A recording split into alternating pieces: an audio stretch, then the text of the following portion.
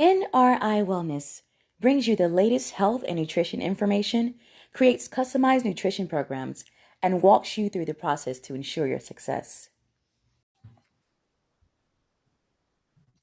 Good morning, good afternoon, good evening, good night, wherever you are in the world. Thank you for joining me for another dynamic episode of the 10 Dimensions of Wellness. Today, I am delighted to have trauma coach Rachel Grant on our show today. Rachel, thank you so much for joining us. Oh my So goodness. So nice to be here. Thank you. thank you. So let me ask you this. Let's get started by you telling us your personal wellness journey, how you got to this point. Hmm.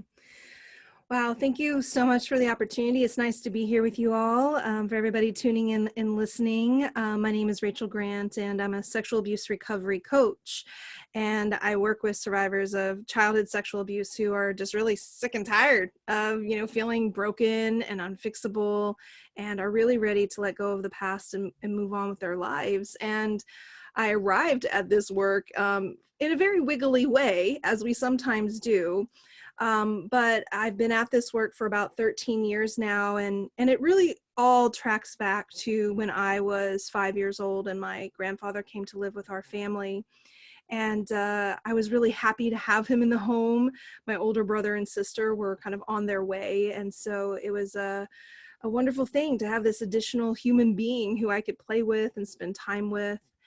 But around the age of 10, my grandfather began sexually abusing me. And of course, when this trauma started, I had no sense of what was happening. I didn't understand what was going on. I was very overwhelmed and conflicted about it. And of course, didn't know how to talk about what was happening. And I think, like so many of us do who go through trauma, there's kind of that immediate moment where life switches and everything you thought you knew is up for grabs. And so all of a sudden feeling unsafe in a home that I had always felt safe in. And this person who I thought I could trust and count on and rely on was now still somebody who we like hung out and had good times, but also was harming me pretty seriously.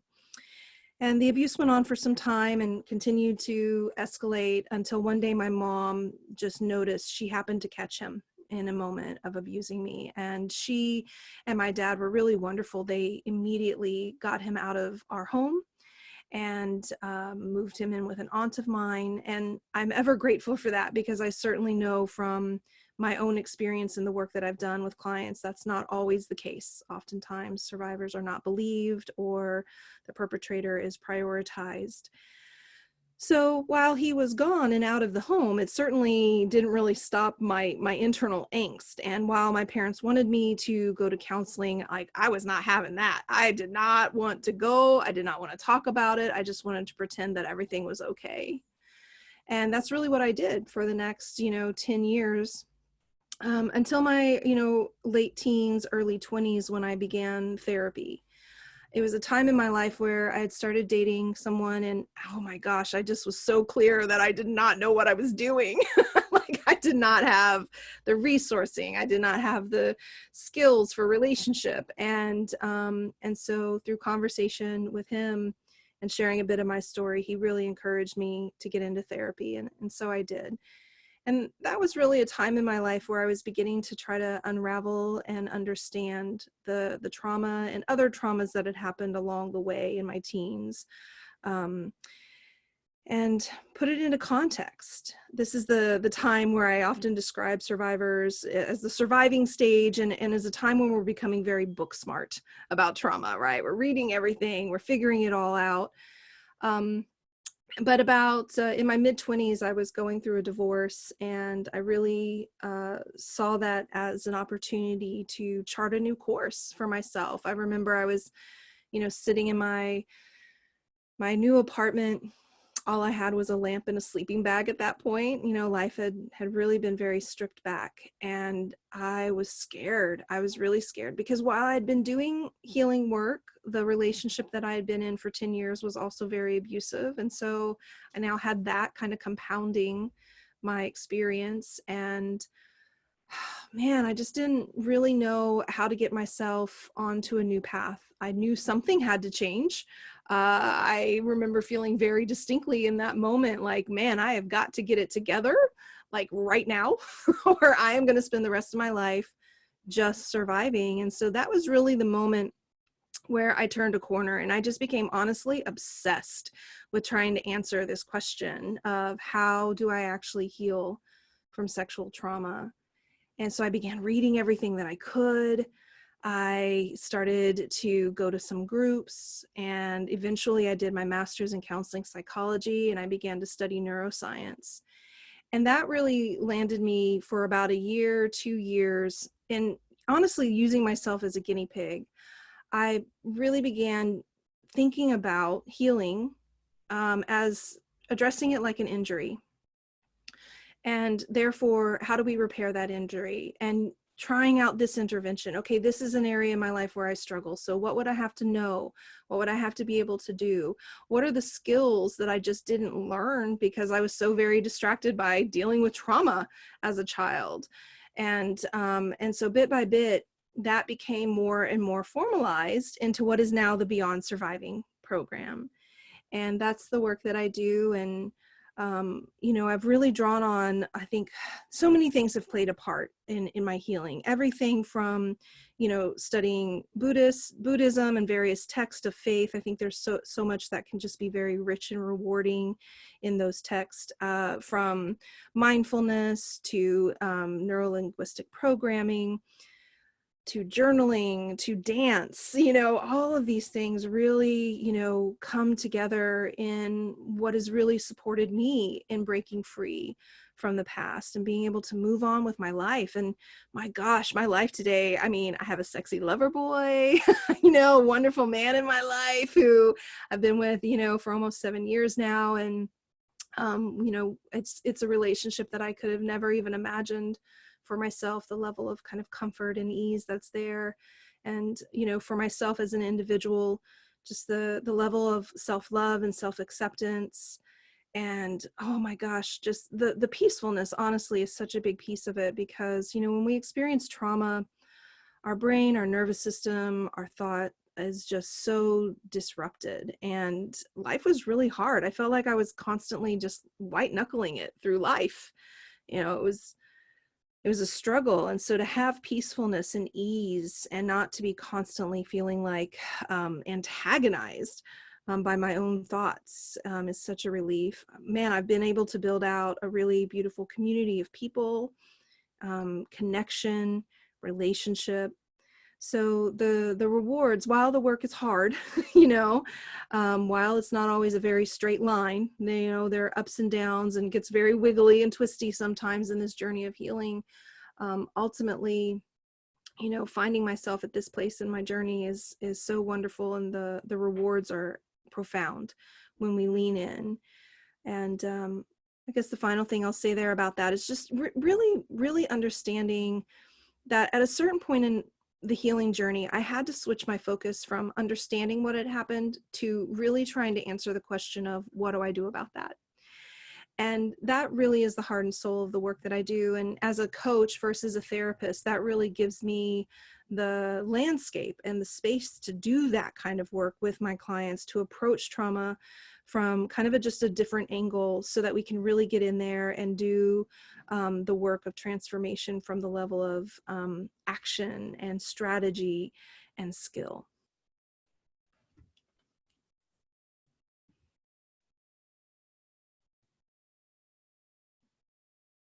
So, Rachel, one of the things that you said is you approach trauma from a different aspect. Let's talk about that. What are some of the ways that, you know, coming from your own background, you now utilize some of those techniques or some of the things that you've learned from your own experience to bring to your clients?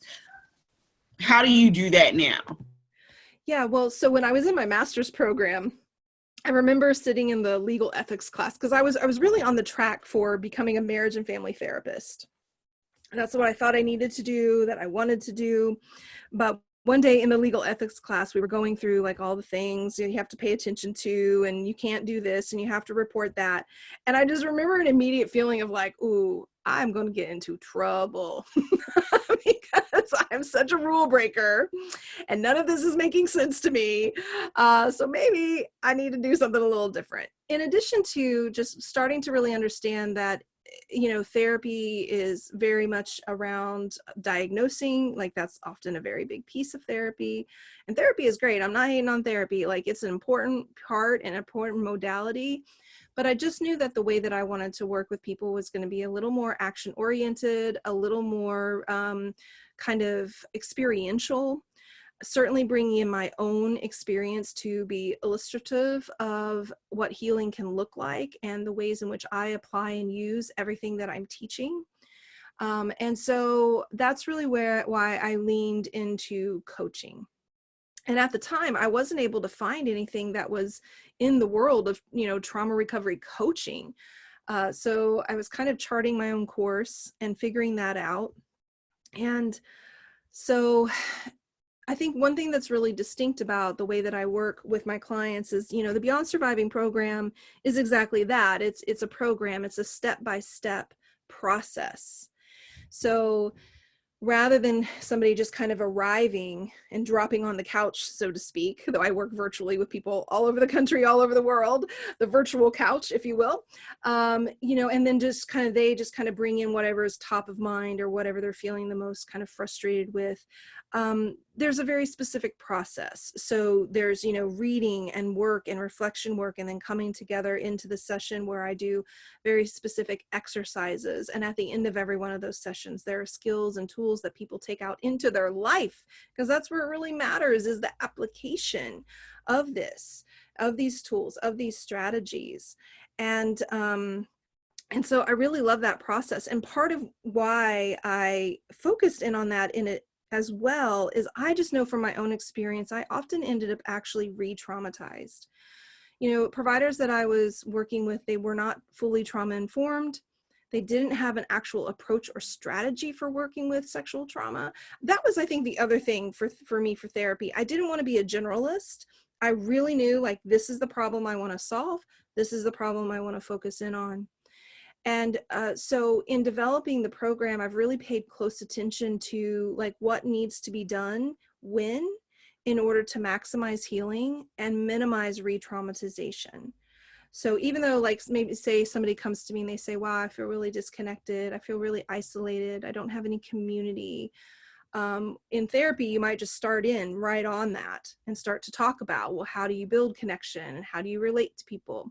But in the Beyond Surviving program, we've got a lot of steps that we've got to take care of, such as nervous system regulation, retraining the brain, dealing with shame, before we can really step into something like working on connection with other people.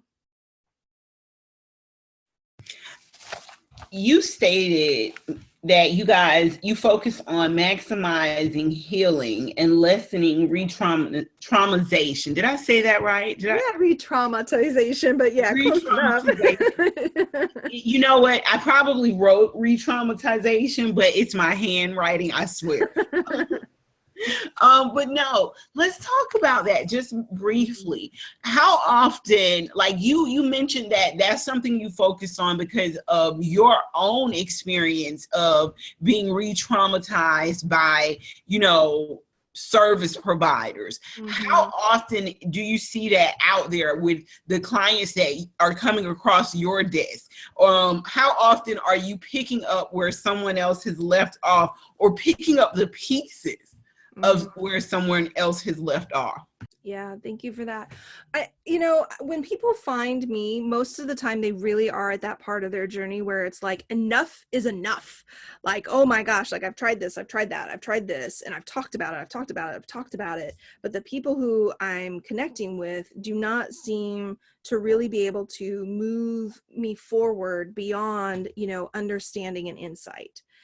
And I think, you know, a real pet peeve of mine, I'll just say, is, you know, when you go into therapy, a lot of times where therapists are trained to start is with an intake and a history. And so they have somebody go through this entire, like a whole detailing of like, you know, A to Z, like here are all the things that happened. And to my mind, if you are working with somebody and you do not set them up with really good skills and tools for nervous system regulation, then to have them starting off to talk about the trauma, their entire system is going to get activated. And so people are sometimes surprised that in the Beyond Surviving program, I don't ask anyone to do a narrative of their experience until session 10 out of 16. Because I want to make sure that, one, they have the nervous system regulation tools. And all that really means is your capacity to regulate, to stay out of the fight, flight, freeze mode. Or if you go into that, you know how to immediately use an intervention to self-soothe and come right back into regulation, so that we don't go into these big activation moments and basically cause re-traumatization, right? And flashbacks and triggering and overwhelm.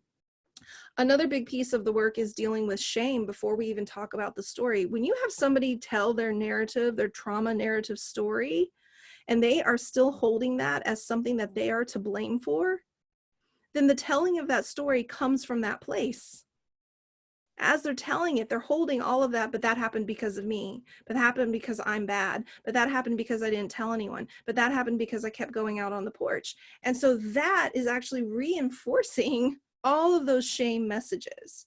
So we have to actually deal with the shame and get things, you know, I call it out of their bucket, right?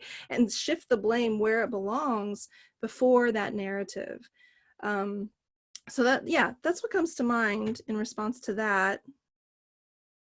Yeah.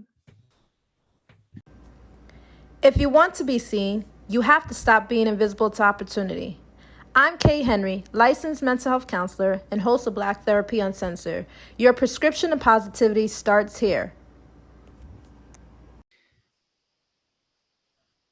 Now, Rachel, we talked about being re-traumatized, but I'm sure there are some other challenges and things that you face. In your business, what are some of the common myths that you dispel? And also, what are some of the biggest challenges that you have to overcome just working in this industry? Yeah. Well, you know, the very first one that comes to mind is that trauma is a life sentence. You know, this is, I think, definitely one of the things that I'm up against and out really trying to change the narrative about. So I remember very distinctly in my own process, in my own journey, I was with a therapist one day and I was having a really rough day. It was one of those like, I can't keep going. I'm done. I'm over it all. And I remember saying, I just want to feel normal. Like, when am I just going to feel normal? When is life just going to be what I imagine life could be, you know, fun and interesting and not without challenge, but without all of this like terrible, terrible depression and suicidality and negative self-worth. And this particular therapist, you know, I said, is that ever going to happen? And he said, no. He said, wait, are you serious? He said no to he you? said no. Flat out no. And I was like, what? And so first of all, I was like, well, you're fired, because if you don't believe I can change, how am I supposed to believe I can change? And, you know, he basically went on and he was like, you know, no, trauma is like, you know, it affects you for your entire life. It never really shifts. You just find ways to ignore it. I'm like, man, this does not sound like the right answer to me. I was like, I don't know what the right answer is yet, but that does not sound right. And so, you know, the deal is that I really truly believe that everyone can heal, but not everyone will. And what we have to have in order to heal is, first of all, support. And that can be really hard for people who've experienced sexual trauma, because trusting others, asking for support is often one of those big hurdles that we have to overcome. We have to have support. And then we have to have a mentor and a guide that really understands trauma, really gets it and knows it. Like, I live and breathe this, you know? So, you know, I think that's really, really important. And then honestly too, it is also an accessibility thing. So, we know that there are populations that have less access to resources. And this is one of the reasons why, a very big and important part of the work that I do is to provide programs that are free, donation-based, or, scholarships are available, these sorts of things. Because certainly an impact of trauma can be financial instability. But ultimately, to have the idea that your entire rest of your life has to be in some way impacted because of these experiences, I just don't buy it. And I don't see it in my own life, in the lives of my clients. It's not like life doesn't happen. Of course, another challenge arises, things happen, but for you to be constantly in a state of recovery, where all of your time, attention, and energy is wrapped up in these past experiences and trying to understand it, talk about it, deal with it, I don't think that that's how we're meant to be. I really don't think that. So we have so much capacity to heal, retrain the brain, heal the nervous system. So I see that a lot, and I'm up against that sometimes in community and in social circles where other people are very much entrenched in the idea that it is a lifelong sentence. The other thing that comes to mind is just this sense and feeling of I'm too broken. Like there's a point of no return. I think many of my clients start from that place. And in fact, sometimes I will say to them, like, you're going to have to let me believe in you until you can believe in you, because it's hard, particularly if you've tried a lot of different things. I sometimes use the analogy, like if I come over and I give you like a build it yourself birdhouse, and I give you the wood and I give you the nails, and then I give you a spaghetti noodle, and then I leave and say, here, build this house. You could try really, really hard. Like you could whack away with that spaghetti noodle all day long. But at the end of the day, you're not really going to have so much produced. But if I come back and I say, here's a hammer, sorry, I gave you the completely wrong tool, here's a hammer, and then you start going at it, well, then all of a sudden the task at hand becomes easier. And so I think that's really the key piece, is like finding the right tool. And I'm just one person and I'm just one approach. Like there are so many things out there, right? And so it's about finding the mentor or the guide and the approach in the process that works for you to really get you going. And then from that, expanding and having a robust toolkit of things that you can access and utilize in your healing journey to keep you moving, keep you going, as you continue to transform and grow. Rachel, tell me about a time that one of your clients, one of their situations touched your heart so much in a way that it actually changed the way you approach your coaching services. Oh my goodness, what a question. Where do I begin with that? Wow. I mean, someone who's very top of mind right now is a young man that I worked with maybe about 5 years ago. And when he first started, he was in his early 20s. And his mom actually is the one who reached out to me and said, my son needs help. I don't know how to help him. I just know he needs help. And so he and I began our work together. And about 2 months into the program, he says, I have to tell you something that I'm really ashamed of. And in my world, I'm used to this, right? This comes up often. But what he said actually surprised me. It was not what I was expecting him to say, because he says, I never graduated from high school. And so I said, all right, well, what are we going to do about that? And he was actually really surprised by my answer. Like, what do you mean? We're not going to talk about why that happened and what went wrong? And I said, no, we're not going to talk about any of that. What do you want to do about it? Okay, so you didn't graduate. What are we going to do about it? And so I said, okay, your first task this weekend is to call and find out when's the next GED test and how do you get signed up for that, and da-da-da-da. And so before he graduated from the program, he actually got his GED. And last week I got a phone call, really beautiful voicemail from his mom, who said, I just want you to know that he just graduated from his cosmetology school. That was the other thing. He was like, I really want to do this, but like, is that weird? And I don't know if I should. And I was like, man, go for it. Do your dream, you know?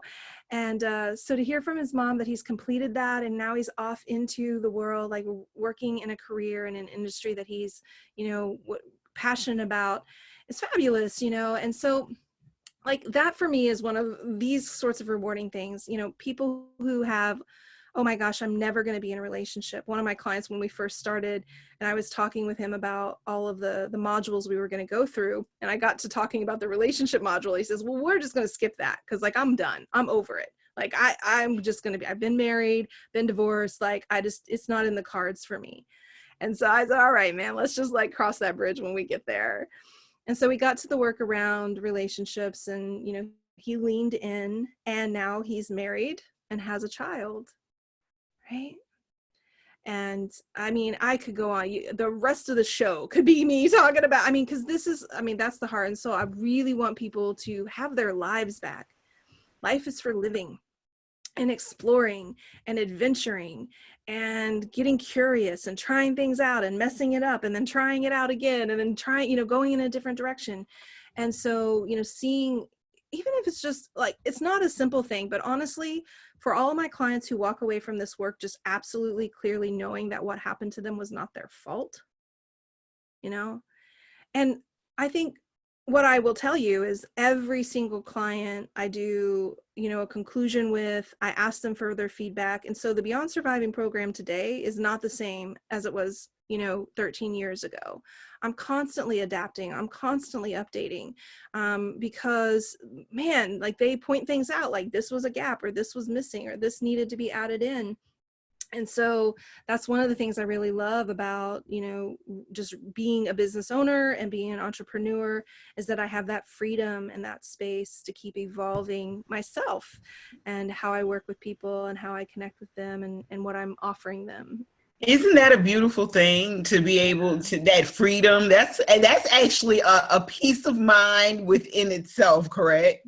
So much so. Yeah, very much so. Yeah. So tell me, Rachel, I know, what are some things that people might misunderstand about you when it comes to business, but are not necessarily true?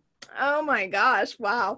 Well, you know, I remember the first time I got my first piece of hate mail and I was actually really excited about it. I was like, wow, this means I'm really up to something interesting, you know, because people don't get up in arms about stuff that's just same old, same old. You got to be pushing some buttons or pushing some edges.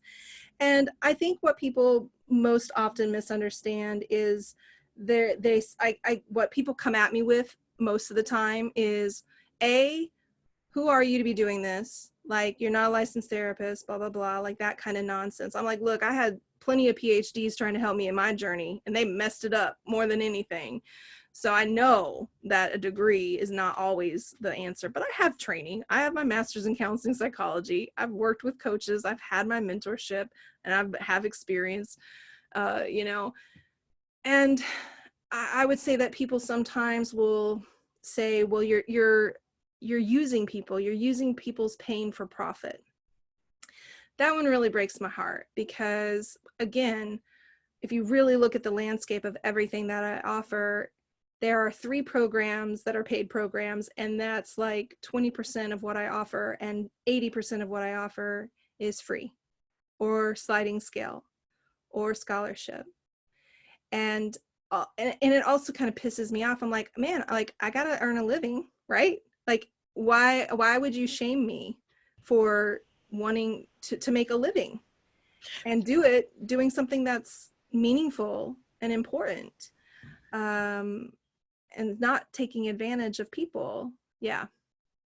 Yeah, people misunderstand that about everyone a lot. Even in my industry as a nutritionist, people don't get, I can't just give you advice for free as much as I'd like to and as much as I want to.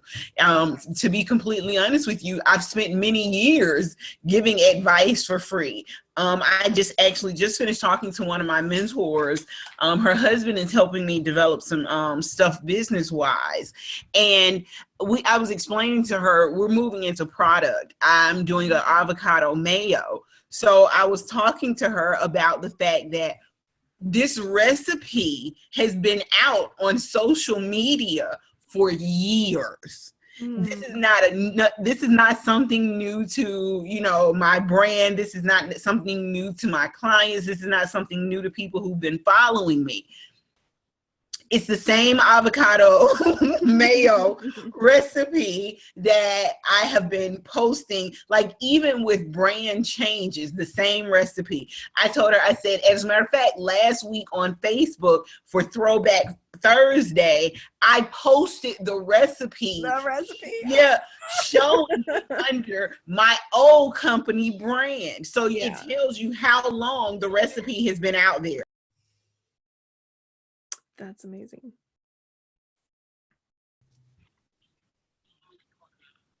So, Rachel, tell us more about your business. Walk us through the process behind your coaching program from discovery call to conclusion. Awesome. So one of the things that I'll just name is that if you're kind of a little bit not quite ready to fully explore the Beyond Surviving program, some great resources to check out are the Beyond Surviving podcast and the blog. So those can just be some free resources to be considering and looking at, and to kind of get information, and also just to kind of get to know me a little bit.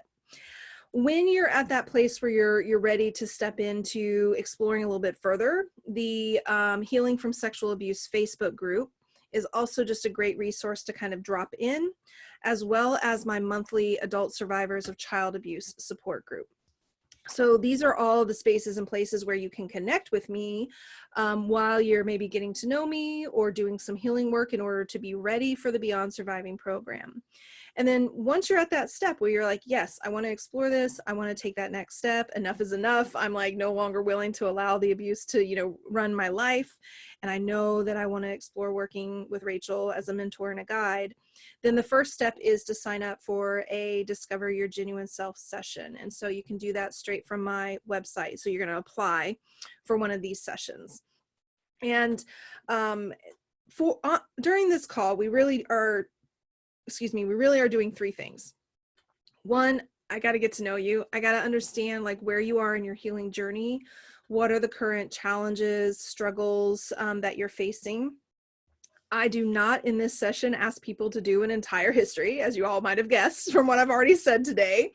And I certainly don't ask people to talk in any explicit detail about the abuse they experienced. Rather, what we're really looking at is what in the present day is not working, certainly as a result of that trauma. And so as we collect that information and I get a little bit better sense of where you're feeling the most stuck or challenged, from there we do an exercise so that we can create a vision of how you want things to be instead, right? Like what would life look like? How do you want to feel? What are the things that you want to have present in your life? And then I take people through an exercise where we can really identify like the number one thing that's keeping you blocked or stuck. Because most of the time we have the part of ourselves that is saying, go for it, do it. Something has to change, something has to develop and be different. But then we also have that nagging part of ourselves that says, yeah, but. And so we want to really identify what that is and help, you know, bring that into clarity. So then we can figure out how we're going to sneak by it. How are we going to sneak by it? Everybody has fears, including me, when we, you know, start a journey, anything new, particularly around healing trauma. So, and then we talk about the program and explore working together. And so there are essentially, you know, three ways that I work with people. So first is by way of my 28-day boot camp for the brain. So this is an online self-study program that really blends cutting-edge neuroscience and brain-boosting strategies to help people create that sense of peacefulness that we've been talking about through nervous system regulation, understanding how to kick PTSD to the curb, have more, you know, resource and skill for managing triggers, reducing, eliminating flashbacks, these sorts of things. And so in that 28-day program, it's a foundation course. This is not like the whole kit and caboodle, but it gives people the opportunity to get what I like. For me, I created that program with the intention of, if you don't do anything else, like here are the skills that I want every single person who's experienced trauma to have. And that is a investment of $197, and there are scholarships available with a minimum investment of $25. So you can get that at rachelgrantcoaching.com/bootcamp. And along the way, as far as support in the bootcamp program, we have a Facebook group and we do Facebook office hours, and I'm available via email as well to support people as they're working through the materials. You have lifetime access to it, so sometimes we need to slow things down, right? Or just go through it and then go through it again. But that way people have that resource, and even the office hours are lifetime access. So that has actually become a great place where people just have a little weekly touch point, right? A little like nudge, like stay on track, where are you heading? A little tune up every single week. Excuse me. And then of course there's the Beyond Surviving program, and I work with people one-on-one, and then I also do 2 group programs a year. And this is where we go into much more depth. So we're going to be working through the boot camp material for sure, that system regulation piece, that's the foundation, you know, that I've been talking about. And then we work on shame, we work on building connection, emotional health and wellness, where we really take a close look at things like anger and fear of abandonment, anxiety. We work on confidence, right? Feeling good about yourself, feeling, you know, connected into who you are, feeling comfortable in your own skin. The relationship skills, man, we cover so much in that, you know, trust, communication, setting boundaries, intimacy, sexuality, family relationships. And then ultimately, what does it actually mean to move on? And what are the things that we want to do in order to support that in our healing? Tell us a little bit. I know you mentioned earlier that you have a lot of scaling fee programs and some donation-based programs for underprivileged communities. Tell us more about those programs as well. Okay, yeah, so the monthly support group I mentioned, Adult Survivors of Child Abuse, that's rachelgrantcoaching.com/ASCA, ASCA. So you can go there and learn more about that monthly group. And in this monthly group, we meet and discuss topics and themes that are important to address. So things like anger and communication and setting boundaries and flashbacks. And so it's a guided conversation. Nobody is required to share on that call. So a lot of people just come in and listen and tune in. But there are opportunities to do some small group shares and things like that. And that is a donation-based group, and nobody is turned away for lack of funds. So we meet on the 4th Monday of each month at 4:30 Pacific. So you can pop over to the website and register for that and come join us in conversation. On my website at rachelgrantcoaching.com/freebies, FREEBIES, you can get easy access to the blog, the podcast, to some free guides. There's an Overcome the Fear of Abandonment guide. There's an excerpt of the Beyond Surviving guidebook. You can also access sliding scale masterclasses. So the minimum investment for those are $10, but I have, you know, many master classes there that you can check out. Overcome the Fear of Abandonment, Shake Off the Shame, learn. There's a one on communication and boundaries, ending isolation. So those are just really great little mini trainings that people can access, again, for a minimum investment of $10. What am I forgetting? I think that's it. Well, I'm definitely going to go on the website. The thing you talked about, getting over the fear of abandonment, I think that's something we all actually may need to just do a brusher course on every now and then. Yeah. Especially those of us who experienced that in childhood with trauma. There are, you know, you mentioned a number of things that could be trauma based, and you actually, you know, your personal journey is, and I don't mean to minimize it, it's just a small amount of the type of trauma that you actually deal with. There's so many different types of trauma that people probably come to you with. Yeah. I think it's truly amazing.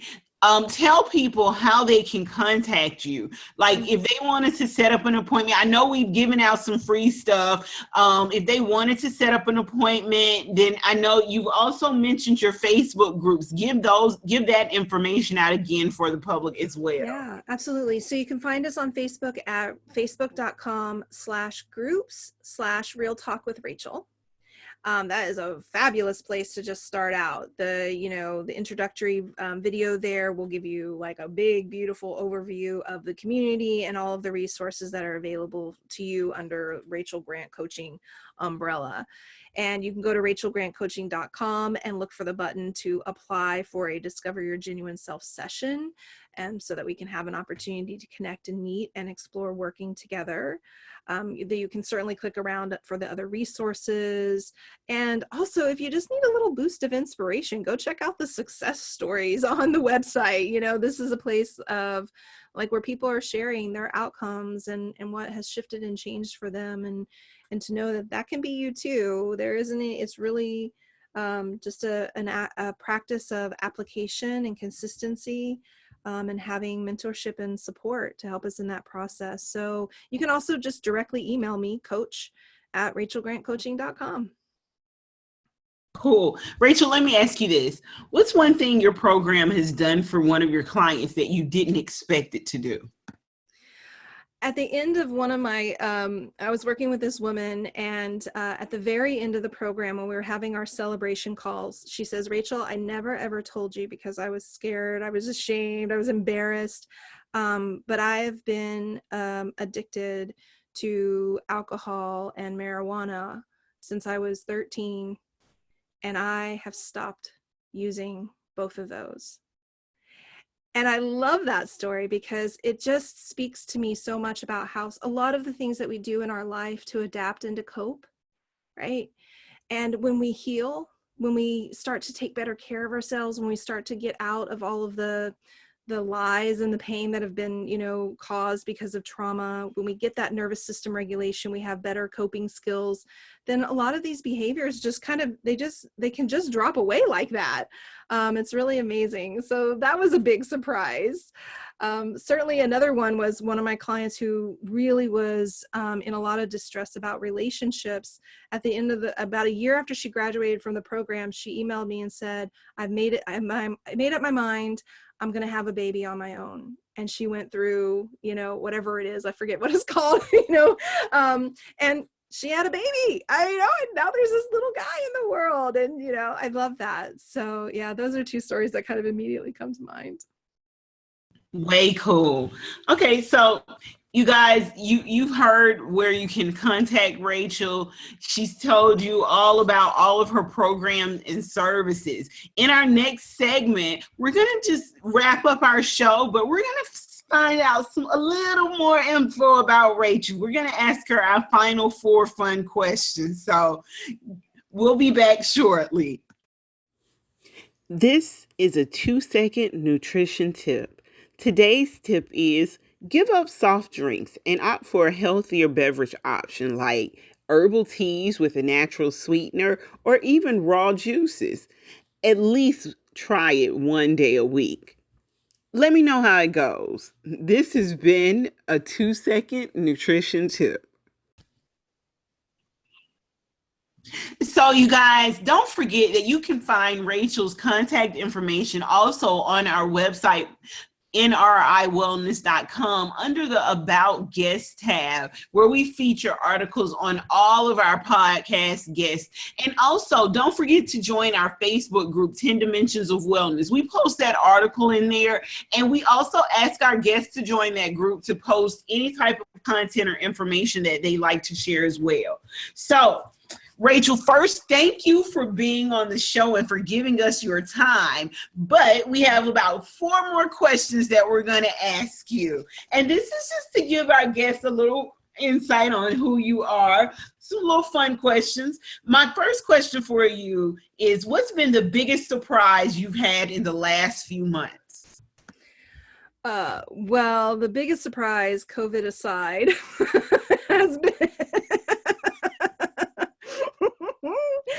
has been how I have manifested this little kitty who is a tomcat who decides to come over to the house at 3 a.m. again and again and again and again. And it's funny because I had been just like a week before he showed up thinking about my other cat, Sable, who had died a couple of years ago. And I was like, I need a cuddle cat. We have a cat, but he's a little out and about cat. So anyway, this cat randomly showed up. We've affectionately named him Walt the Wow Kitty. And it's just kind of fun to see like little creatures show up in your world. It was a big surprise for me. I didn't know I was going to be adopting another little furry creature. Oh no, you knew it. You manifested it. You put it out there into the That's You fair. made it happen. You asked for it and you got it. Okay. What do you wish you'd known 10 years ago that you know now? I wish I'd known that you can and will love your body.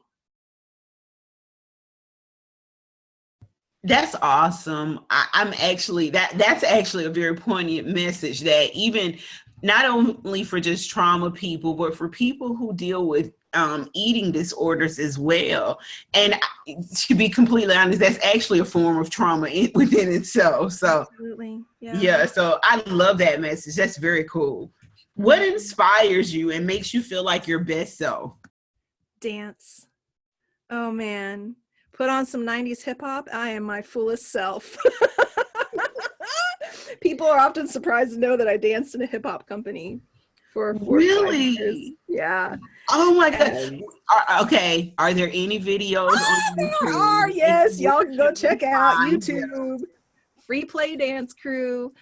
Yeah, dance really from a very young age. And I grew up in the MTV era when they actually played music, and I'd be just there watching Janet Jackson and Paula Abdul and Madonna and just trying to like do my own choreo in the living room. And dance has always been just a place for me to get out of anything that was causing me stress or anxiety and to just be.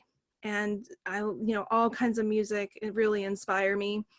And so just to be around music and movement, really, that's when I feel my fullest best self. Yes, movement and music can be its own therapy within itself. I have to definitely agree with you on that. Mm-hmm. If you could have a billboard with anything on it, what would it say and why? Well, I don't know if this would be a very good billboard because there'd be a lot of words, so it might not be very effective. But I think what I want to offer is just some words of wisdom that my mom gave me at a time in my life when I was really over being relationship. I really was done. Like, love is dumb. Love is stupid. Love is a waste of time. And what she said to me is, Rachel, all you have to do is find someone who won't make you apologize for being who you are, and do that for someone else. Your mom was a really wise person, and she really just passed on some great advice that you just passed on to all of us, because that was really awesome. That's a really great way of seeing it. I like that. Yeah. Oh, wow. That was awesome. Thank you so much, Rachel, for blessing us with your presence today and just allowing us in your space and for giving us your time. I totally appreciate it. Well, I feel the same. I'm so glad to have connected with you today and to have had this opportunity to share myself with you and your community. And for everybody listening, thank you for taking the time to tune in. And if there's any way that I can be a resource support to you, I'm absolutely here, and just blessings to you and to everyone. Awesome. Well, you guys, you can listen to our podcast on Pandora, Spotify, iHeartRadio. And guess what? We are now on Amazon. So we're excited about that, as well as a plethora of other audio platforms. And don't forget, we do also broadcast the audio version on our YouTube channel, NRI Wellness. We encourage all of our listeners to join our Facebook page, follow us on IG, 10 Dimensions of Wellness, on both of those. You can just put 10 Dimensions of Wellness in the search bar on Facebook. It'll pull up the group. A lot of our guests are in that group. They teach classes. They post content. We have a Wind Down Wednesdays. We have a Financial Fridays, all filled from guests that have previously been on the 10 Dimensions of Wellness. So we look forward to you joining us again. Thank you so much for listening to another episode, and have a great night. NRI Wellness, we bring you the latest in health and nutrition information, create customized nutrition programs, and walk you through the process to ensure your success.